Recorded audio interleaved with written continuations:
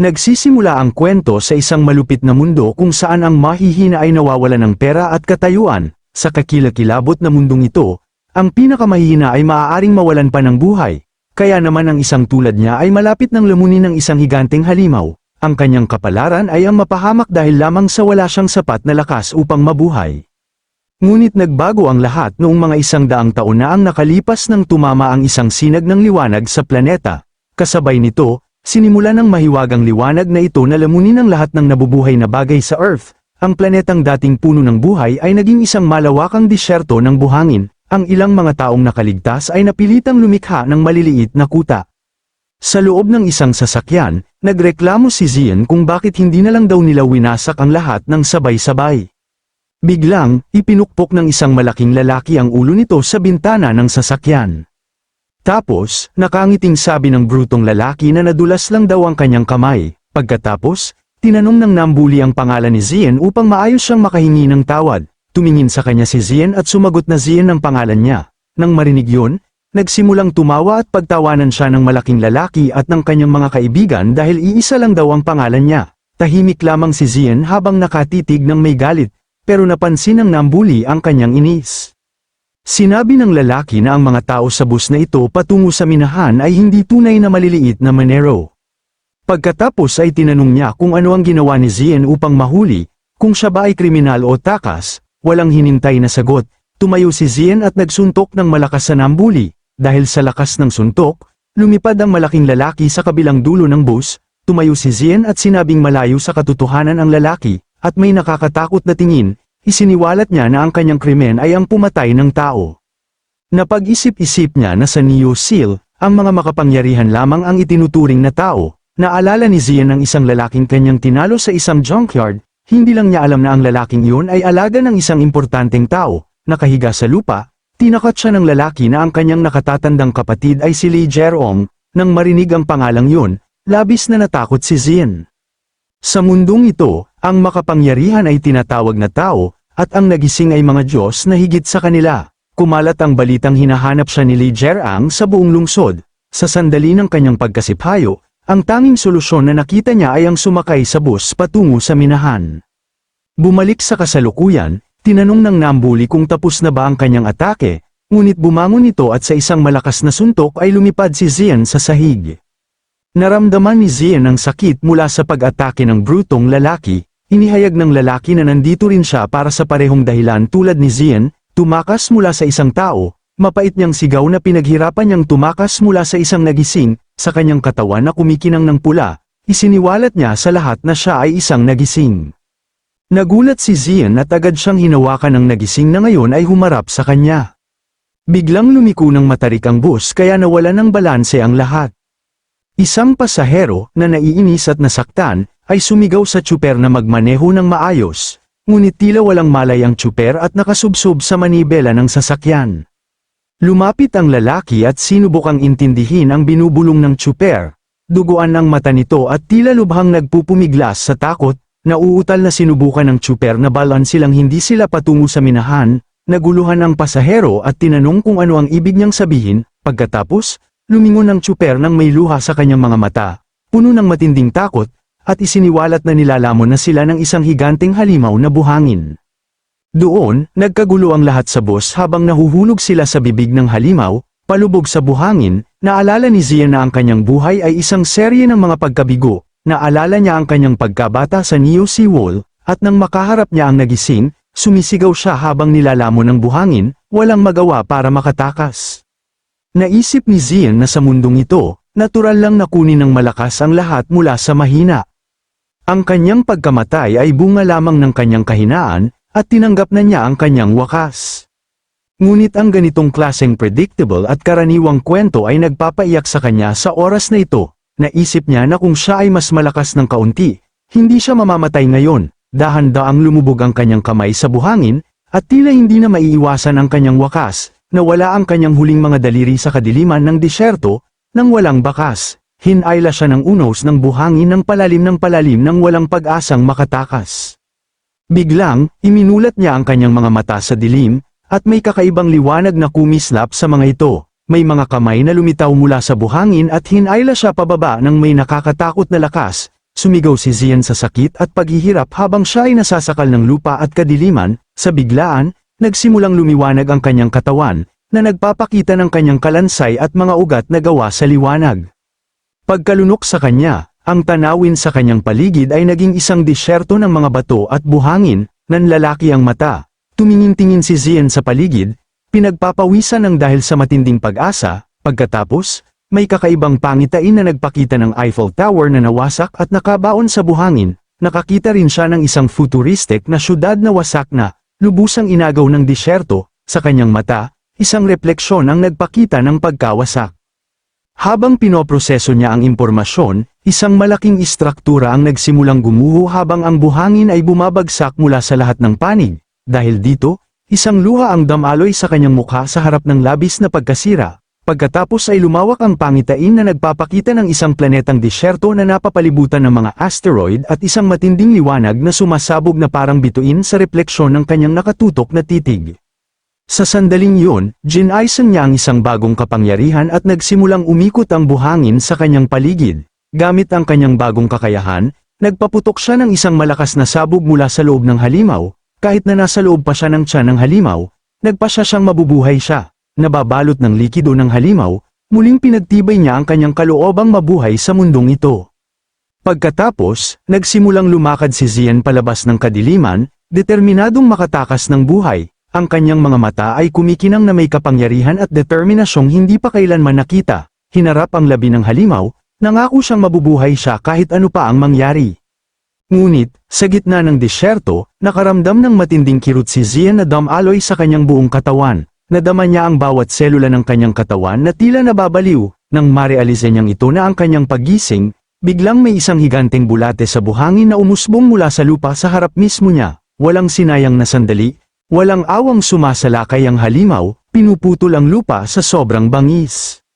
Kasabay noon, may lalaking lumukso mula sa itaas, diretsyong papunta sa halimaw at hinahamon nito sa laban. Sinasabing nasa daan niya ang halimaw, naghahanda siya ng suntok upang gawing panteritoryo ang halimaw. Ang mga mata ng mandirigma ay kumikinang na may nakamamatay na tindi bago ang epekto. Sa lakas ng kulog, nanuntok siya.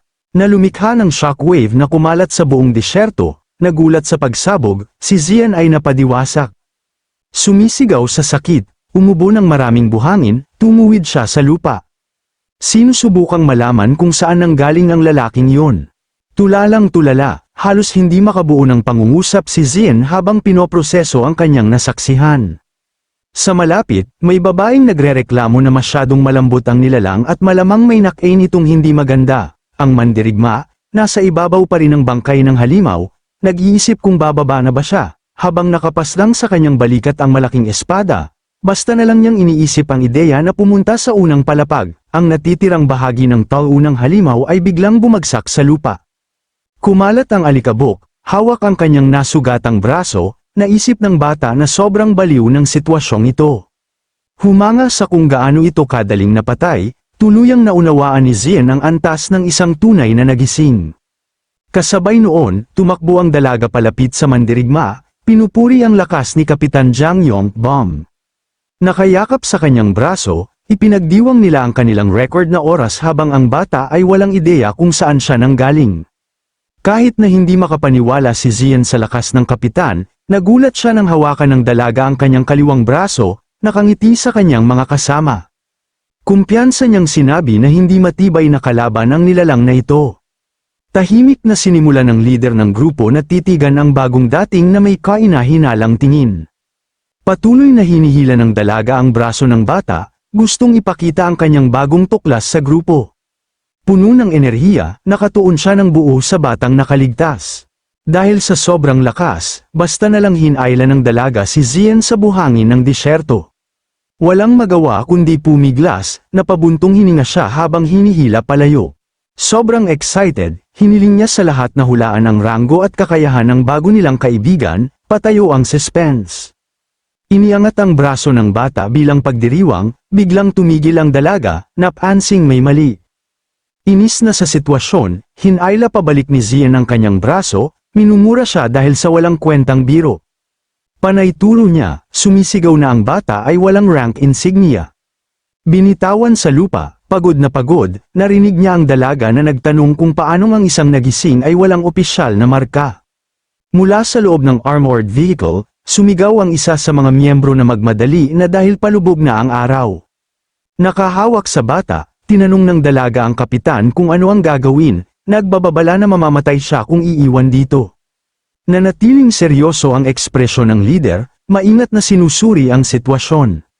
Napansin ang matinding titig, lumunok si Zian, naghihintay sa desisyon. Walang gaanong seremonya, inutusan ng lalaki na itapo na lang ang bata sa sasakyan dahil malamang papunta naman siya sa minahan. Pagkatapos, yumandar ang military jeep, kumalat ang alikabok sa kahel na disyerto. Sa loob, sinisermo na ng tsuper ang kapitan dahil palagi itong nagmamadaling pumasok ng mag-isa nang hindi nakikinig kanino man. Habang todo sermon, nag-relax si Zian sa sulok, nakakagaan pala ang biyahe. Nakahiga doon, sabay sa pag-alog ng sasakyan, napaisip siya tungkol sa nawawalang marka sa kanyang braso. Bumalik sa kanyang isipan ang alaala ng nakakasilaw na liwanag sa kanyang pulsuhan noong kanyang paggising. Tumingin sa kanyang nakagapos na kamay, talagang sigurado siyang may kapangyarihan siyang makontrol ang buhangin. Naiintriga, nagtaka ang binata kung bakit hindi nakikita ng iba ang kanyang insignia. Sa sobrang lapit ng tingin, napansin niya na ang mga linya sa kanyang pulsuhan ay eksaktong kapareho ng kulay ng buhangin sa paligid. Naalala niya na ang kulay ng kinang ng insignia ay laging tumutugma sa affinity ng kapangyarihan ng tao. Ipinaliwanag ng babaeng bughaw ang buhok kanina na ang mga magic-type users ay may kulay asul. Samantala, ang mga mandirigmang nakatuon sa pisikal na labanan ay laging nagpapakita ng matinding pulang kinang. Nakatitig sa kanyang kamay, naisip niya na kahit may mga sabi-sabi tungkol sa bihirang affinity, ang kanya ay kakaiba. Pagkatapos ng lahat, ang isang kapangyarihang kayang kontrolin ang buhangin ay hindi pa niya naririnig sa kanyang buhay. Kahit na ang kanyang insignia ay nagmarka sa kanya bilang pinakamababang F-rank, ramdam niyang walang hanggan ang potensyal nito. Isang kumpiyansang ngiti ang pumutok sa mukha ng bata. Determinado, nangako siyang itatago ang kanyang lakas at matiis ang lahat ng tahimik hanggang sa ma-master niya ang Regialong ito. Dahil sa kaibuturan, alam niyang ang buong tiwangwang na disyerto na ito ay magiging personal niyang palaruan balang araw. Sa wakas ay dumating ang jeep sa kanilang destinasyon, na nagpapakita ng napakalaking pasilidad na inukit sa mga bangin. Habang naglalakad sa lugar, pinagmasdan ni Zian ang mga tore ng bantay at nakita niyang normal lang ang istruktura ng minahan. Sinabihan siya ng bantay na tumahimik at sumunod agad, ngunit sumagot ang binata na tanggalin muna ang kanyang gapos. Sa likuran, kinumpirma sa kapitan na ang bata nga ang tanging nakaligtas. Walang malasakit, nagunat ang dalaga, sinabihan ng leader na huwag masyadong mag-isip dahil nagkataon lang ito. Sa mabigat na ekspresyon, agad sumalungat ang lalaki, iginiit na hindi ito aksidente, nakapirmi at nag-iisip ang kanyang tingin habang inuulit sa isipan ang mga detalye ng eksena. Ang imahe ng perpektong bilog na butas sa buhangin ng disyerto ay hindi maalis sa kanyang isipan. Habang naglalakad sa madilim na lagusan, nagsisi ang bata na hindi niya naitanong ang pangalan ng kapitan, pakiramdam niya ay magkikita pa silang muli.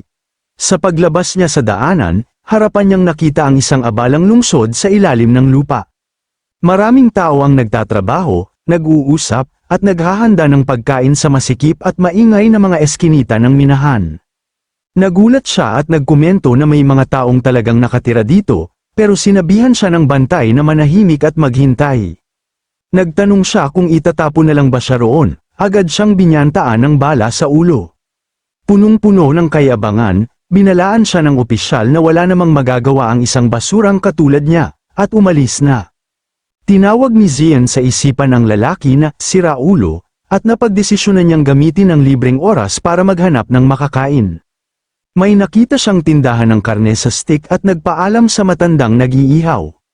Gayunpaman, lumaki ang mga mata ng bata nang may mapansin siyang kakaibang detalye sa pader sa kanyang likuran. Isang lumang propaganda poster ang nagpapakita ng isang motivational na parirala na humihiling na gamitin ang kanilang trabaho upang liwanagan ang niyo. Habang iniaabot ang karne sa stick, balang unang tanong ng tindero kung naging inspirasyon ba sa binata ang mensahe. Ipinakita ng matanda ang kanyang magaspang na mga kamay, at isiniwalat na ang tunay na pinagmumula ng enerhiya ng kabisera ay hindi mga mana stones. Kumagat ng pagkain si Zian, naguluhan at nagtanong kung ano ang alternatibo. Itinutok ng matanda ang kutsilyo mismo sa bata at tuyot na sumagot na ang enerhiya ay sila mismo.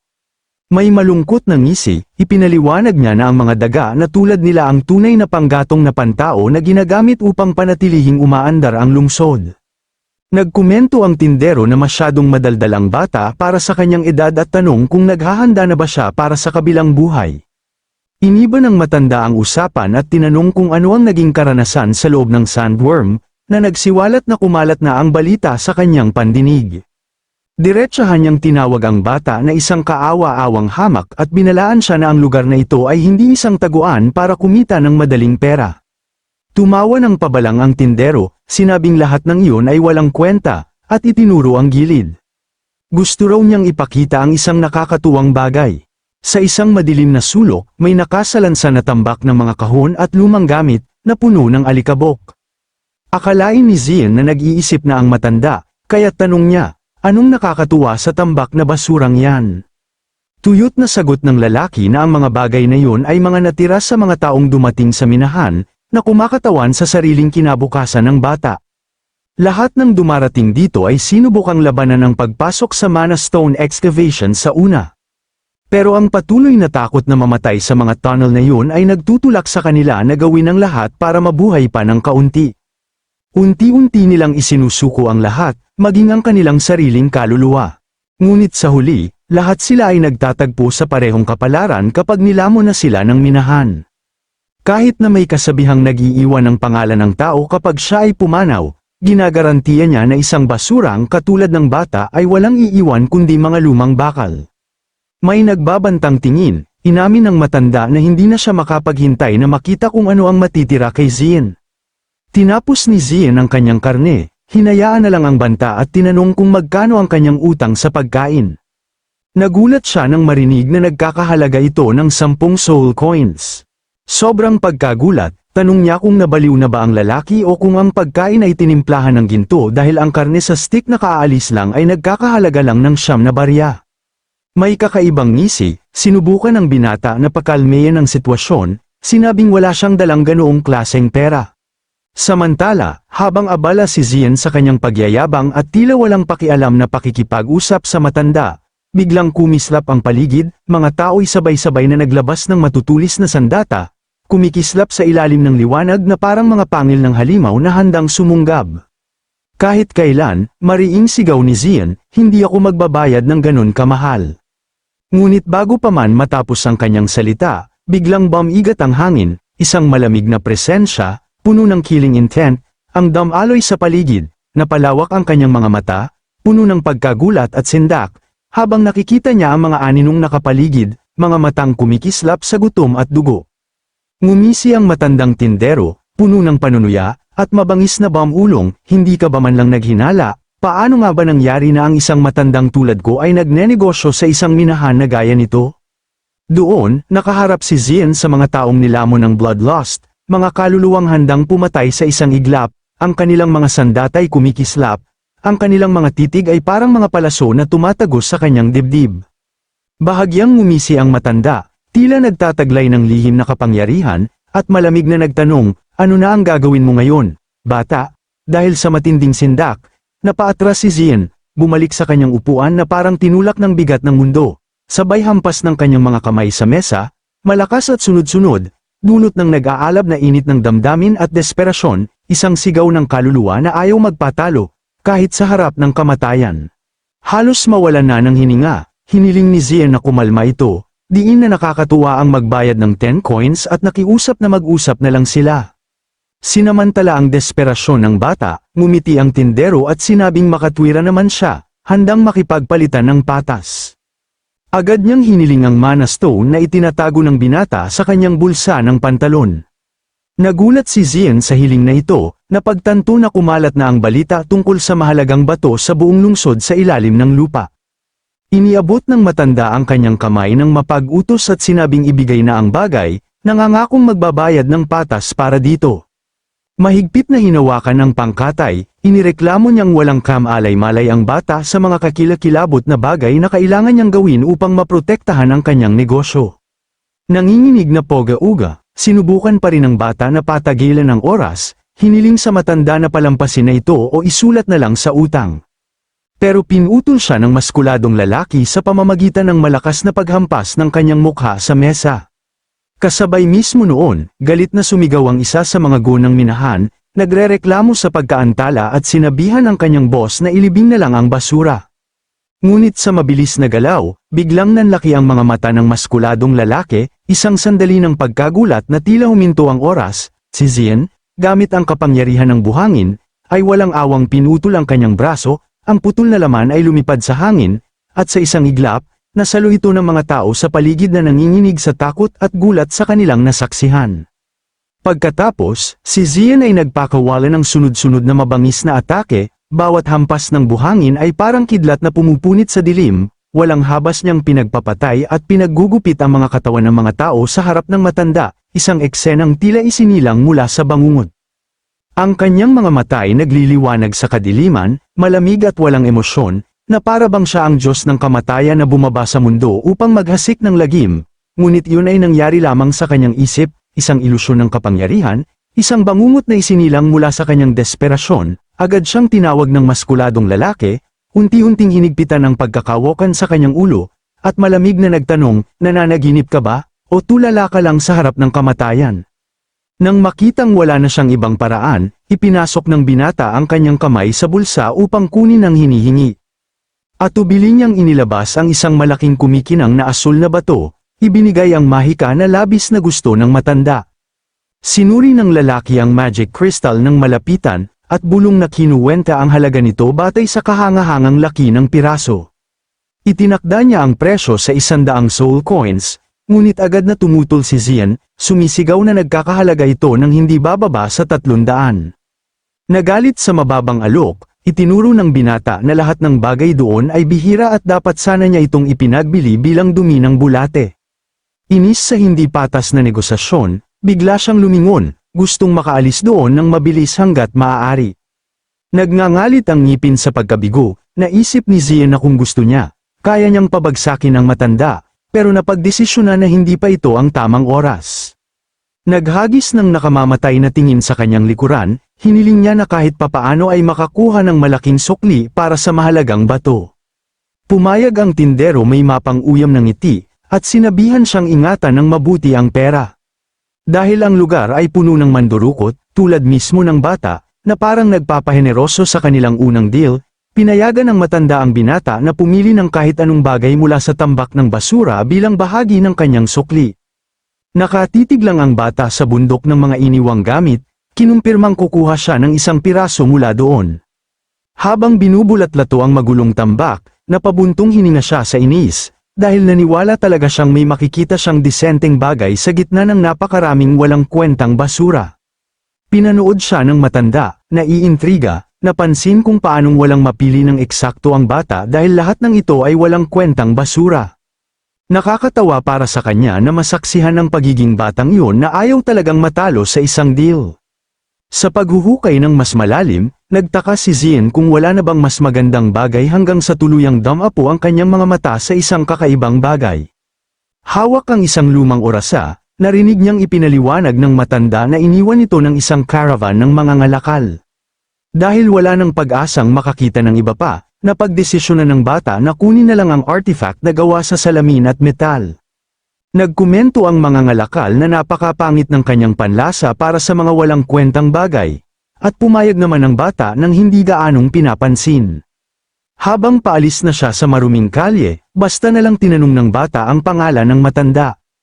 Sa pabagsit at pagod na tono, sumigaw ang lalaki na Klexi ang kanyang pangalan.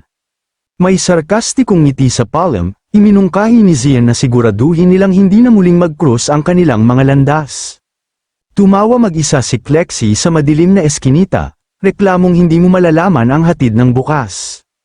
Ang pabilog na base ng lumang orasa ay nakatigil sa sahig na bato ng pansamantalang silid. Ang madilim na buhangin ay patuloy na tumutulo ng dahan-dahan sa makitid na salamin na may mga 10 minuto na lang bago tuluyang maubos ang oras. Nakakulong sa kwarter ng mga Manero, nakaupo ang binata sa matigas na kutson. Sinusubukang kontrolin ang kanyang paghinga, inihagis ang kanyang ulo pabalik dahil sa pagod, huminga siya ng malalim.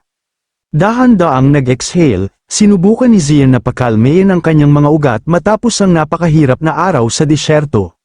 Kumikislap ang kanyang mga mata sa pokus, nakatitig siya sa orasa, iniuutos sa isipan na gumalaw ang buhangin, ikinukonsentra ang lahat ng kanyang bagong gising na kapangyarihan sa bagay. Naghihintay siya ng balisa sa anumang mahiwagang reaksyon. Walang nangyari, kaya napangusayas ang bata sa inis habang napagtatanto na wala itong koneksyon sa kanyang kakayahan. Ipinatong ang kanyang ulo sa kanyang kamay, nagmuni-muni siya ng panghinaan ng loob. Halos siguradong ito ang unang pagkakataong nakita niya ang bagay na iyon. Kahit na ganoon, may kakaibang pakiramdam na damaloy sa kanya sa tindahan, para bang ang orasa ay nakatambay doon na naghihintay lamang para sa kanya. Ang imahe ng isang babaeng may nakasakal sa bibig ay sumagi sa kanyang isipan, nagdulot ng pakiramdam ng pagkapamilyar na tila siya ay tinatawag sa dilim. Biglang, sinipa ng sobrang lakas ang pinto ng silid, na nagpapakita ng isang lubos na galit na lalaki sa pasilyo. Tinawag ng brutong nagngangalang Park Man-ho si Zian na basura, hinihinging malaman kung bakit hindi siya nagtungo agad sa extraction mine. Walang kahit katiting na takot, hinarap ng bata ang nanghimasok, sinabi ang kanyang pangalan at nagreklamong walang nagsabi sa kanya kung saan pupunta. Walang pagdadalawang isip, sumugod ang malaking lalaki, naghagis ng marahas na suntok. Ngunit nagawa ni Zian na umiwas sa tamang oras sa pamamagitan ng pagsugod ng kanyang katawan pabalik. Nang makita na sumabit siya, tinitigan ng lalaki ang kanyang sariling nakakuyom na kamao, nagbulang-bulungan ng may pagkagalit. Lubos na nagalit, sumugod muli si Park Man-ho at hinawakan ang bata sa kwelyo ng kanyang damit, sinabihang tumahimik. Pagkatapos ay pinadalhan ng ilang suntok ang bata ng brutong lalaki, galit na sumisigaw kung iniisip niyang pwedeng sumagot ng ganoon. Puot na sinabi niya na ang isang walang kwentang basurang hindi pa nagigising ay dapat tumanggap ng suntok ng tahimik sa halip na magsalita. Kasabay noon, may matandang menero na sumabad sa kaguluhan may pagod na buntong hininga at sinabihan ang bata na magmadali at sumunod sa kanya. Masakit ang buong katawan, hawak ng binata ang kanyang nasugatang braso habang nagsimulang maglakad ng tahimik. May madilim na tingin, sinunog ni Zian sa kanyang isipan ang pangalan ng umaatake, nangakong sa hinaharap ay tiyak niya itong papatayin. Hindi nagtagal ay dumating sila sa napakalaking maingay na pasukan ng Excavation Sector 3. Binati ng mga manggagawa roon ang malaking lalaki, na agad na nagutos na ibigay sa baguhan ang kanyang kagamitan sa pagmimina. Binalaan ng foreman na ibabawas lahat ito sa kanyang sahod, ngunit hinayaan na lang ng bata ang sermon at diretsahang nagtanong kung magkano ang sweldo. Habang isinusuot ang kanyang helmet, nagulat ang bata nang marinig ang lalaki na sinabi na papunta na siya sa bahaging iyon ng paliwanag. Biglang, may mabigat na pikong inihagis sa hangin at dumiretso sa kanyang mga kamay. Naiinip na, sumigaw si Park Man-ho na sisingilin din ang helmet at minura ang bata, sinabihan siyang magtrabaho na. Walang awa, inutusan ng brutong lalaki na ipadala ang basura diretso sa mapanganib na tunnel 972. Sinubukan ng foreman na questionin ng utos, ngunit umatras dahil sa takot ng banta siya ng malaking lalaki na siya ang ipapadala doon kung patuloy siyang magrereklamo. Habang naglalakad sila, binalaan ni Man-ho na papatayin niya ito kung bumalik itong walang dala, kaya natawa si Zian at sarkastikong sumagot para lang mainis siya. Habang bumababa sa napakalaking istruktura ng yungib, sinisinanggiya ang malas ng baguhan dahil sa pagdating niya sa mismong araw na talo ang lahat ng boss sa sugal. Mausisa, nagtanong ang bata tungkol sa sugal at natuklasang ang minahan ay mayroon ding lahat ng uri ng bisyo, tulad mismo ng kabisera. Nang pumasok sa kalawanging elevator, sarkastikong sinabi ni Zian na tiyak na umaasenso ang negosyo dahil sa mga tulad ng gayo lang yun. Bamantong hininga habang nakatingin sa kanyang kamay, nagreklamo ang binata na kailangan niyang magmina hanggang sa kakaibang sinabi ng lalaki na hindi siya dapat masaktan. Sa malungkot na tono, isiniwalat ng giya na wala ni isang tao ang nagkaroon kahit isang gasgas doon, pagkatapos ay pinahinto ang metal na kulungan. Sa harap nila ay nagliliwanag ang ganap na madilim at nakakatakot na pasukan ng tinaguriang Tunnel 972. Kumpiyansang lumabas ang bata, nangakong babalik agad, ngunit malamig na pinutol siya ng Menero, na garantiyang hindi na siya babalik. Sa likod ng mga bar, ipinaliwanag ng matanda na maraming tao ang misteryosong nawala sa madilim na tunnel na yun na walang naiwang bakas. Nadarama ang bigat ng pagkakasala, humingi ng paumanhin ang lalaki sa sitwasyon at pinasalamatan ang bata sa isang palm na tono. Kinilala niya na ang binata ay pinipilit sa isang hukay kung saan walang ibang may lakas ng loob na tumuntong. Nang magising sa bitag, nagpanik si Zian at nagsimulang sumigaw ng desperado habang pinanunood ang elevator na umaangat, iniwan siya roon ng mag-isa. Tuluyang naiwang mag-isa sa dilim, bamulong siya nang hindi makapaniwala, sinusubok na awatin na naiwan nga siya sa lugar na ito na tila sinumpa ng Diyos. Puno ng galit, inihampas ng bata ang piko, minumura ang lahat dahil sa pagtatapon sa kanya doon dahil lang sa masamang kalooban ng isang G*gang boss. Ibinubuhos ang kanyang pagkabigo sa mga bato, hiniling niya na sana ay mabulok silang lahat, ngunit hindi sinasadyang nadulas ang kasangkapan sa kanyang mga kamay. Lumipad ang bagay diretso sa isang mahiwagang siwang sa pader, kaya sumigaw ang bata na bumalik ang kanyang piko. Maingat na sumusulong sa yungib, na puno ng makapal na ulap, nagtaka siya kung anong klaseng kakaibang lugar ito. Sa mas kalmadong isip, napagtanto ng binata na ang tunnel ay baha ng mahiwagang enerhiya, isang bagay na hindi maramdaman ng karaniwang tao. Tumataas ang presyon sa bawat hakbang, na humantong sa kanya upang mahinuha na ang sinumang normal na tao ay patay na dahil sa sobrang karga kung umabot sa ganito kalalim. Nang marating ang dulo ng madilim na lagusan, maingat siyang sumilip mula sa likod ng mga bato upang makita kung ano ang naghihintay sa kanya. Agad na lumiwanag ang kanyang mga mata sa ginhawa nang makita niya ang kanyang kasangkapan na nakalatag sa lupa sa unahan. Nang tumapak sa lupa, naglabas siya ng tuyot na tawa, napansing sira ang hawakan, ngunit sinubukang maging kontento na nahanap niya ito. Gayunpaman, panandalian lang ang ginhawa nang mapagtanto niyang nakatayo siya sa eksaktong gitna ng isang malaking kumikinang na pulang buhawi na pumipintig sa enerhiya. Lubhang nagulat, lumaki ang mga pupil ng bata habang hinaharap ang bigat ng walang katotohanang sitwasyon. Ang lupa sa ilalim ng kanyang mga paa ay biglang nawala, at bumulusok siya sa kawalan, sumisigaw sa dalamhati habang napagtanto niyang isa itong portal. Hinayla ng gravity ang katawan ng bata nang marahas pababa sa mahiwagang kadiliman sa isang libreng pagbagsak. Ang sirang piko ay gamulong din sa hangin sa kanyang likuran, nilamon ng napakalaking lamet. Habang siya ay bumabagsak, muling sumulpot ang mga lumang alaala ng pagpapalo sa kanya sa lansangan, nagpaalala sa kanya ng malulupit na taong nagsasabing hindi siya magtatagal. Sa mga walang awang oras na yun, gusto lang niya ng isang piraso ng lipas na tinapay, ngunit nauwi sa matinding pagpapalo dahil sa pagnanakaw ng pagkain mula sa mas malalakas.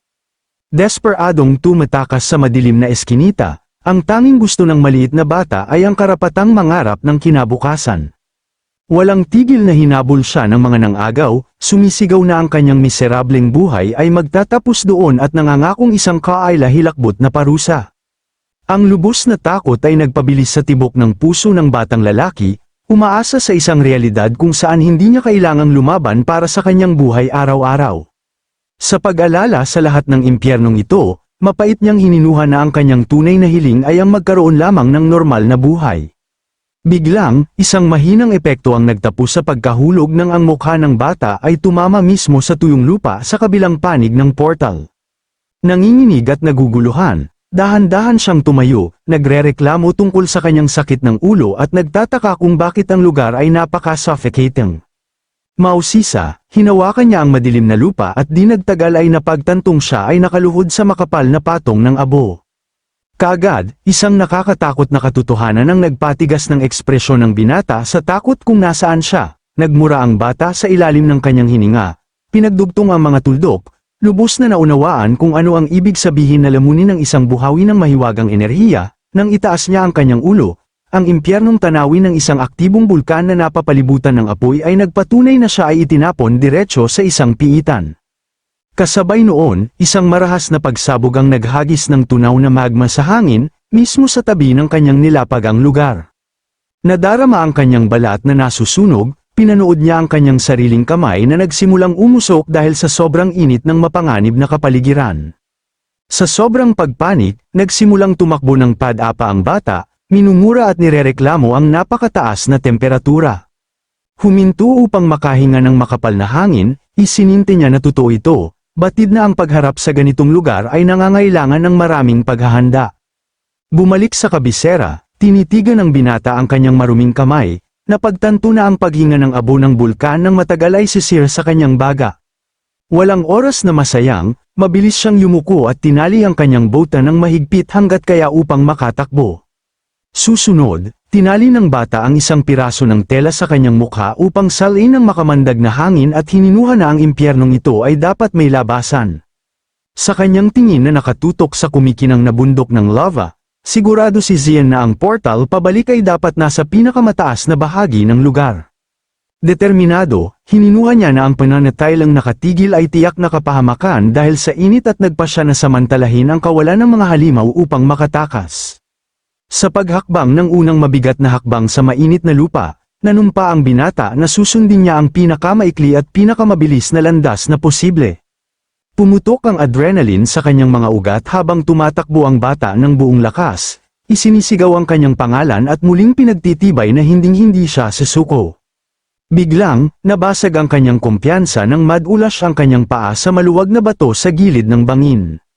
Ang kanyang buong katawan ay bumulusok ng hindi mapigilan, na nagmura siya habang sumasadsad ang kanyang mukha sa maalikabok na lupa. Dumudulas sa gilid ng bundok ng mataas ang bilis, desperadong nakiusap ang bata na makahinto bago mahulog sa kumukulong lava. Sa marahas na paggalaw, sa wakas ay nahinto ang pagkahulog nang sumalpok siya sa isang tumpok ng tallest na bato. Nanginginig at basa ng pawis, itinaas niya ang kanyang mukha, sumisigaw na hindi sapat ang konting lava para takutin siya. Lubhang napagod sa epekto, itinulak ng binata ang kanyang sarili pataas, pinilit ang kanyang nasugatang katawan na tumayo sa lupa. Pumalit ang galit sa bata na kumuyam ng kanyang kamao ng mahigpit hanggang sa pumuti ang kanyang mga buko sa tindi ng pagigting. Lubos na nagalit, lumingon si Zian sa langit at sumigaw, minura ang malaking lalaki mula sa minahan at nanumpang papatayin ang gago sa sandaling makalabas siya. Pagod na pagod, ipinagpatuloy niya ang kanyang paglalakad, nagrereklamong ang pagagalit ay nakakapagpalala lang ng sitwasyon, at nagpa siya na ituon ang lahat ng enerhiyang iyon sa kanyang sariling kaligtasan. Hinawakan ni Zian ang kanyang sariling damit, nangako sa sarili na makakaligtas siya sa impyernong ito kahit ano paman, at lalaban para makabalik. Walang tigil na tumatakbo paakyat sa mainit na Dalesdis, kinalkula niya sa isipan na 4 pang talon ang kailangan upang marating ang kanyang layunin. Lumukso sa isang ilog ng nagliliyab na lava, nakatuon lang ang bata na makaalis doon. Lubhang nakatutok, sinabi ng bata sa sarili na huwag tumigil o mag-isip, magpatuloy lang ng mabilis. Lubos niyang tinatanggihan na tanggapin na matatapos ang kanyang buhay sa isang kakilakilabot na lugar tulad nito. Kasabay noon, gumawa ang binata ng isang kumpiyansang talon sa hangin, naghahanap ng mas ligtas na lupa sa mga bato. Gayunpaman, tumindi ang desperasyon nang mapagtanto niya na bumabagsak siya diretso sa nakanganga na bibig ng isang higanteng halimaw na gawa sa magma. Ibinuka ng napakalaking nilalang ang kanyang panga ng may labis na bangis, nilamon ng espasyo kung nasaan ang bata. Pagkatapos, lumubog pabalik ang napakalaking halimaw sa lava na parang walang nangyari. Dahan-daang bumula ang magma, iniwan ang kapaligiran sa isang nakamamatay, nakakatakot na katahimikan. Ang napakalaking lawa ng apoy na yun ay tila nilamon ng lubos ang bata nang walang bakas. Ngunit ang tunog ng mga batong nabasag sa gilid ng bundok ay nakakuha ng atensyon. Hinihingal at puno ng dumi, nagreklamo si Zian tungkol sa sobrang init. Nagulat na makitang pati ang abo ay natutunaw, nakatitig sa kanyang sariling kamay, nagdiwang siya, na patunayang kayang kontrolin ang abo ng bulkan, na sa huli ay nagligtas ng kanyang buhay. Lubhang naubos dahil sa matinding paggamit ng kanyang kapangyarihan, bumagsak ang bata sa lupa na may daing ng sakit. Nahihirapang gumapang, napagtanto ng bata na ang kapaligiran ng piitan ay mas nakamamatay kaysa sa mga halimaw mismo. Ang matinding init ay nagsimulang sumunog sa kanyang butas ng ilong mula sa loob, na naging dahilan upang mawala ng hininga ang bata at maramdaman ang kanyang malay na unti-unting nawawala. Nakaharap pababa sa mainit na lupa, mahina niyang naitanong kung dito ba nagtatapos ang kanyang kwento. Tinanggihan ng malupit na kapalarang ito, kuminit ng binata ang kanyang nasugatang kamao gamit ang kunti na lamang niyang lakas na natitira. Sinubukan niyang tumayo, kinakabahang tumawa, inisip na hindi patas na mamatay nang hindi nagkakaroon ng kasintahan. Matapos manumpang mabubuhay ilang minuto lamang ang nakalipas, tinipon ang lahat ng kanyang lakas, sumibat ang bata sa mabatong lupain. Gamit ang kanyang kapangyarihan sa buhangin para sa dagdag na bilis, nagbiro si Zian, sinabihan si kamatayan na kunin na lang ang isang mamahaling bag kaysa sa kanya. Gayunpaman, muling lumitaw ang napakalaking magma monster, sumisira sa bulkan na lupa sa likuran mismo ng binata. Lubhang nagulat sa napakalaking halimaw, nagpanik ang bata at pumutok ang nakakatakot na hiyaw habang tumatakas siya.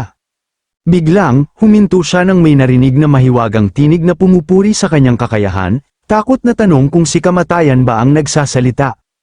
Tumingala, hindi makapaniwala ang binata nang sabihin ng estranghero na kahanga-hanga ang pagkontrol ng buhangin. Sa pagkagulat ng bata, ang mahiwagang figura ay bumagsak mula sa langit, diretso patungo sa nagliliyab na halimaw, nakilala ang mukha sa gitna ng usok.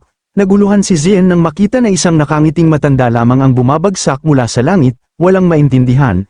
Tanong ng bata kung paanong ang isang matanda ay bumabagsak mula sa langit ng ganito.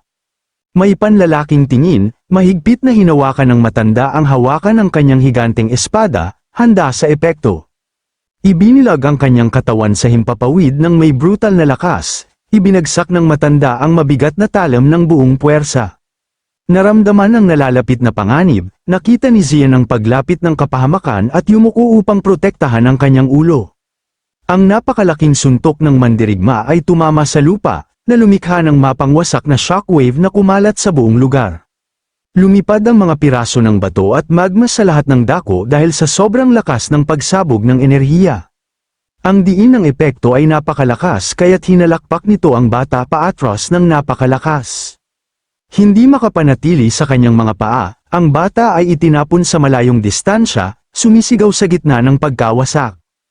Nakahiga sa lupa, tulala, hinawakan niya ang kanyang naghihinog na mga tainga, nagtataka kung pumutok na ba ang kanyang mga eardrum at kung sino ang halimaw na iyon. Dahan-daang bumabalik sa kanyang pandama, hinanap ng bata ang matanda at pagkatapos ay nagpanik, naalala ang halimaw na apoy. Gayunpaman, pumalit ang pagkagulat nang makita niya ang bangkay ng lava na nahati sa dalawa. Habang ang mandirigma ay nakatayong mahinahon sa tabi nito, nanginginig sa takot, napagtanto ni Zian na ang lalaking ito ay hindi basta-basta nagising. Ang nakakatakot na presensya ng matanda na napapalibutan ng apoy ay nagpapaliwanag na siya ay nasa hindi maabot na antas ng lakas. Sa mabigat na hakbang, sinimula ng mahiwagang mandirigma na maglakad ng dahan-dahan palapit sa bata. Paatras ng likas, naging depensable ang binata at takot na tanong kung ano ang gusto niya. Sa awtoritatibo at direktang tono, sinabi ng matanda na gusto niyang malaman ang pangalan ng bata. Nagpakita ng nakakatakot ng ngiti, sinabi ng matanda sa bata na sumagot bago siya matapos magbilang ng 3. Walang sinayang na oras, sinimula ng lalaki ang countdown, nagsalita ng dahan-dahan. Sa isa pang mabigat, nagbabantang hakbang, naiinip niyang binalaan na may second segundo na lang ang natitira. Napuno ng takot ang mga mata ni Zian nang tapusin ng matanda ang countdown, na nagpahayag, tapos na ang oras. Paralisado sa takot sa harap ng napakalaking mandirigma, halos hindi na makahinga ang bata sa sobrang takot. Ipinatong ang espada sa kanyang balikat, tumawa ang matanda, binalaan na maaari niyang pilitin ang bata na magsalita. Sa lubhang nakamamatay na tingin, ipinag-utos lamang ng matanda na ang binata ay dapat mamatay. Pagkatapos ay itinaas ni Zian ang kanyang mga kamay, nakiusap ng desperado, na nagpatawa sa malaking lalaki, na nakahinga ng maluwag nang makita na hindi siya pipi. Hiniling muli ang sagot, sa wakas ay pinalabas ng matanda na isiga ng bata ang kanyang sariling pangalan ng buong lakas. Bamaling ang kanyang likuran, hinatulan ng lalaki ang pangalan bilang kaawa-awa, na naiwang insulto ang bata at gustong malaman kung sino ang kanyang kausap. Sa mabilis na galaw, hinampas ng matanda ang kanyang napakalaking espada sa bulkan na lupa, nagpalipad ng alikabok. Nakatingin ng marilag sa kanyang balikat, formal niyang ipinakilala ang sarili bilang si Dieden. Medyo naiinis, tinanong ni Zian kung anong klaseng biro ang ginagawa ng lalaking ito sa gitna ng impyernong ito. Malakas na nagreklamo ang bata na siya ay iniinsulto ng walang dahilan at binyantaan ang kanyang buhay ng walang kabuluhan. Kahit na nagpapasalamat siya na nailigtas, hinihingi ng binata na malaman kung may nagawa ba siyang mali, ngunit agad na pinutol ng isa pang insulto. Hindi pinansin ng tempo ng bata, binalaan ni Dieden na siya ay nahuli sa isang napakadelikadong magic trap. Mahina hong ipinaliwanag ng matanda na ito ay isang phenomenon kung saan ang piitan ay lumilikha ng isa pang pasukan upang ilabas ang labis na enerhiya. Ang problema ay ang pagbubukas na ito ay nauuwi sa pagsipsip sa anumang buhay na nilalang sa malapit bilang isang mekanismo ng depensa. Tumawa ng malakas, nakita ni Dieden na kahanga-hanga ang malas ng bata, na nagpasaway muli kay Zien sa isipan ang boss ng minahan. Pagod na sa walang dahilang mga insulto, sinabi ng bata sa lalaki na tigilan na siya sa palaging pagtawag sa kanya na tanga. Bamantong hininga ng naiinip, hinawakan ng matanda ang ulo ng bata ng pilit, sinabihan siyang ituon ang kanyang mahika sa kanyang mga mata upang maunawaan ang sitwasyon. Hindi makawala, napilitang sumunod si Zien, pinakapal ang kumikinang na enerhiya sa kanyang mga pupil. Ang utos ng mandirigma ay umalingaungaw sa lugar, binabalaan ng bata na tumigil, gamitin ang normal na paningin at makita ang hindi nakikitang panganib. Kasabay noon, labis na nagulat ang binata nang makita niya ang silweta ng isang nakakatakot na halimaw na nakatayo mismo sa tabi nila. Lubhang nagulat, tinanong ng bata kung ano yun, habang ipinagdiriwang ng matanda na gumana ang praktikal na leksyon. Pinapanood ang nilalang na nasusunog, natuklasan ng bata na ito ay isang stealth predator na lumalamon sa walang kamalay-malay na biktima nang hindi nila namamalayan. Labis na natakot si Zien nang mapagtanto na ang halimaw ay harapan niyang kaharap at ang kanyang katawan ay hindi nakaramdam ng anumang panganib. Lumunok ng malakas, lubos na naunawaan ng binata na siya ay magiging pagkain kung hindi dahil sa direktang interbensyon ng lalaking iyon. Nakatitig sa malapad na likod ng naglalakad na mandirigma, kinilala niya na nakatakas na siya sa kanyang kamatayan ng 2 beses dahil sa kanya. Ang hindi kapanipani walang antas ng kasanayan ni Dieden at malamig na pag-uugali ay nagpaisip sa bata kung gaano nga ba talaga kalakas ang lalaking iyon. Sa wakas, tinanong ng bata kung sino ba talaga ang kanyang kinakaharap, ngunit muling iniinsulto ng mandirigma na inulit lamang ang kanyang sariling pangalan. Naiinis sa sagot ni Dieden, galit na tanong ng bata kung sino siya para magkaroon ng lahat ng katanggap-tanggap na kapangyarihan at kung anong kakaibang lugar ito. Mahina hong naglalakad sa magulong tanawin, sumagot ang matanda na sa loob ng piitan na ito ay ang kanyang bagong pribadong lugar ng pangangaso. Kasabay noon, pilyong nagtayo ng suspense ang mandirigma tungkol sa kanyang sariling pagkakakilanlan. May nangaasar na tingin, sinabi ng malaking lalaki na gamitin niya ang mga magic eyes na iyon upang malaman niya mismo. Ang tunog ng isang mabigat na bagay na kinakaladkad ay nakakuha ng atensyon, na nagsiwalat ng isang kakaibang nilalang na lumilitaw mula sa mga bato. Bigla na lamang, ang bulkan na lupa ay nagsimulang kuminang ng matindi habang isang napakalaking magic circle ay kumalat sa buong teritoryo. Natulala sa nakabibinging ingay, tinakpan ni Zien ang kanyang mga tainga sa desperasyon. Gustong maunawaan kung anong kabaliwan ang ginagawa ng matanda. Lubhang paralisado sa pagkabigla, hindi makapagsalita ang binata habang sinasaksihan ang katanggap-tanggap na nabubuo sa kanyang harapan. Ang mga makabagong anino na hugis-uwak ay lumitaw mula sa nagniningas na lupa sa kanyang paligid, na nag-iwan sa bata na takot sa hindi pangkaraniwang sitwasyon. Mula sa kabilang panig ng larangan ng digmaan, tinawag ni Dieden ang atensyon ng bata sa isang naiinip na sigaw. Binilog ng brutal ang kanyang mabigat na espada, binalaan ng matanda na kung may halaga siya, kailangan niyang humanap ng paraan upang mabuhay ito ng mag-isa. Nagulat sa biglaang pag-atake, minura ni Zien sa isipan ang baliw na mandirigma habang siya ay umuurong. Naghagis ng likas na suntok upang ipagtanggol ang sarili, nagreklamo siya sa pagkabigo tungkol sa katanggap-tanggap na bilis ng mga aninong halimaw na iyon. May liksi, sinubukan ng bata na itaboy ang mga nilalang sa pamamagitan ng brutal na puwersa. Ngunit ang kayag ay hindi tumitigil sa pag-atake, nagpupumiglas siya, naiinis, habang napagtatanto na ang mad-ulash na mga nilalang ay pumalibot sa kanyang buong katawan at itinutuon ang kanilang mga atake sa kanyang kaliwang bahagi. Sa mabilis na galaw, naghagis ang bata ng isang kurtina ng buhangin sa mga halimaw upang subukang lumikha ng isang opening. Ang alikabok ay tumama mismo sa mga mukha ng halimaw, pinabagal ang kanilang pagsulong sa isang maikling segundo. Ngunit ang bilang ng mga kaaway ay napakalaki, At di nagtagal ang bata ay na-pressure mula sa lahat ng panig, naglabas ng daing ng sakit.